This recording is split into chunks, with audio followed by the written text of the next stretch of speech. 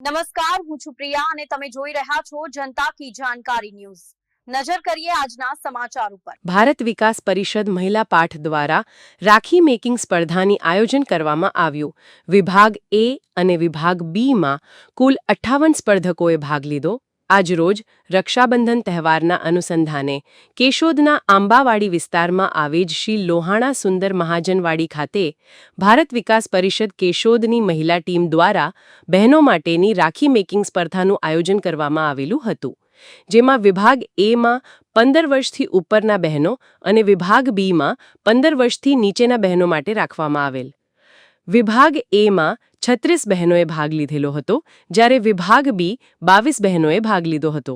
આ સ્પર્ધામાં કાગળ, લોટ, સૂતરી, મોતી, અનાજ, કઠોળ, પ્લાસ્ટિક, ઊન જેવી વસ્તુઓમાંથી રાખડી બનાવવામાં આવી હતી।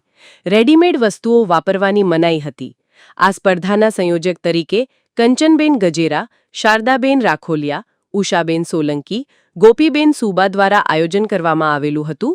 નિર્ણાયક તરીકેની ભૂમિકા કન્યા વિનય મંદિરના વર્ષાબેન, સ્નેહલબેન કુંભાણીએ બજાવી હતી। આ સ્પર્ધામાં વિભાગ એ માં પ્રથમ સોલંકી આસ્થા, દ્વિતીય સ્થાન પર પીઠવા વિવા, જ્યારે તૃતીય સ્થાન પર રાખોલિયા ધાર્મી આવ્યા હતા।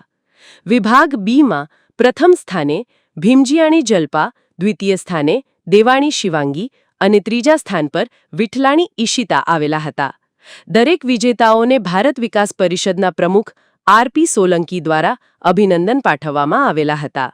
રિપોર્ટર નરેશ રાવલિયા, કેશોદ। ભારત વિકાસ પરિષદ દ્વારા આયોજિત રાખડી બનાવવાની સ્પર્ધામાં આજરોજ હું કુંભાણી સ્નેહલબેન સાથે વર્ષાબેન ભાખર કે જે કેવીએમ સ્કૂલના આચાર્ય છે, અમે બંને આ રાખડીના બંને વિભાગો માટેના નિર્ણાયકશ્રી તરીકે કાર્ય કરેલું હતું।